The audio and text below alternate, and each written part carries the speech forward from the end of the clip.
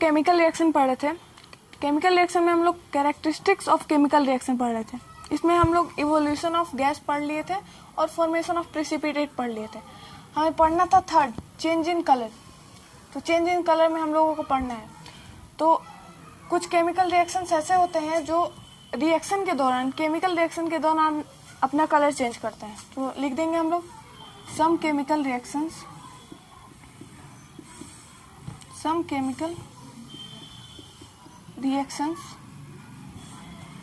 are shown by changing their color।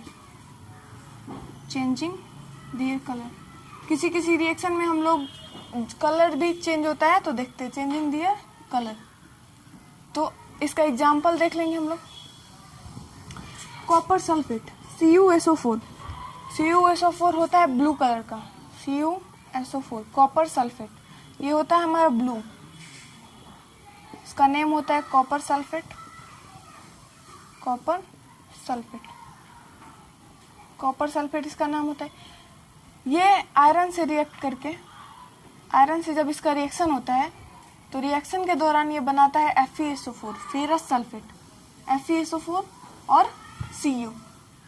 अब ये जो FeSO4 बना, ये हमारा पहले ये CuSO4 क्या था, ब्लू था। अब ये FeSO4 यहाँ पे ग्रीन हो गया। तो यहाँ पे देख रहे हैं कि हम लोग, यहाँ पे हम लिखे हैं कि some chemical reactions are shown by changing their colour. तो इस रिएक्शन में हम लोग, जब रिएक्टेंट था तो दूसरा था, प्रोडक्ट था तो दूसरा था। अब इस केमिकल रिएक्शन के दौरान कलर भी हमारा चेंज हो रहा है। कॉपर सल्फेट जब आयरन से रिएक्ट किया तो फेरस सल्फेट बनाया, उसका कलर क्या हो गया, ग्रीन हो गया। इसका नाम होगा फेरस सल्फेट।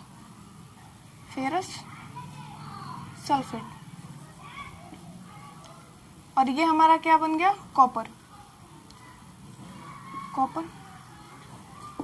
बन गया। तो ये हमारा हो गया change in colour. Change in colour में पहला एग्जांपल हम दे दिए। अब दूसरा एग्जांपल देखते हैं। तो दूसरा एग्जांपल CuSO4 कॉपर सल्फेट ही लेंगे, ब्लू है। इसका कलर हम अभी बताए हैं ब्लू है।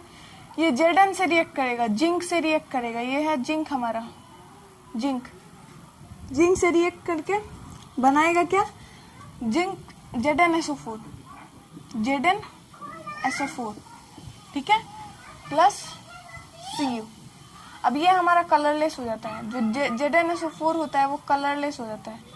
तो इस रिएक्शन में भी हम लोग कलर, इस रिएक्शन में भी दिखा रहा है कि कलर चेंजिंग हुआ है। इधर ब्लू था, इधर रेड हो गया। तो रिएक्टेंट में हमारा ब्लू, प्रोडक्ट में हमारा कलरलेस। तो ये हो गया चेंज इन कलर का 2 एग्जाम्पल। अब हम लोग चौथा कैरेक्टरिस्टिक्स पढ़ेंगे, चेंज इन टेम्परेचर। चौथा कैरेक्टरिस्टिक्स है हमारा चेंज इन टेम्परेचर। अभी हम लोग चेंज इन कलर पढ़ लिए, चौथा पढ़ेंगे हम लोग चेंज इन टेम्परेचर। तो इसके बारे में जान लेते हैं। तो किसी भी केमिकल रिएक्शन के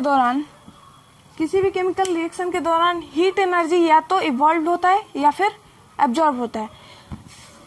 मतलब तो लिख देंगे इसको, generally during any chemical reaction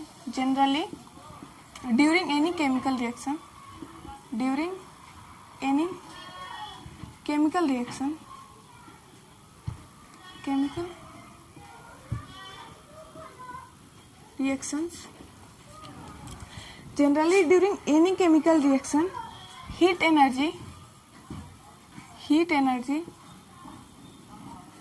is either evolved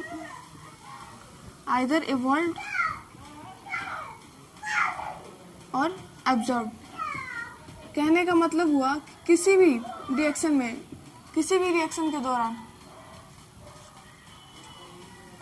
किसी भी केमिकल रिएक्शन के दौरान जो हीट एनर्जी है, या तो वो इवॉल्व होता है, या तो बाहर निकलता है, या फिर एब्जॉर्ब होता है। तो हीट एनर्जी के बेसिस पे यहाँ पे कर लेंगे, यहाँ पे on the basis of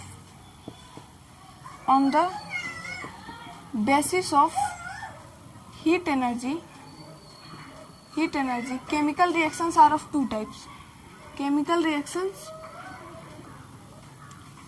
chemical reaction are of two type, दो प्रकार में इसको बांटा गया है, टू टाइप। इसमें पहला होता है endothermic reaction, endothermic chemical reaction, और दूसरा होता है हमारा exothermic, chemical reaction,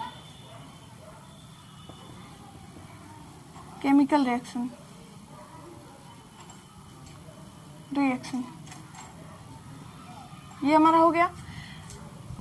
changing temperature में हमारा क्या हुआ, हम लोगों ने क्या पढ़ा, generally during any chemical reactions heat energy is either evolve और एब्जॉर्ब।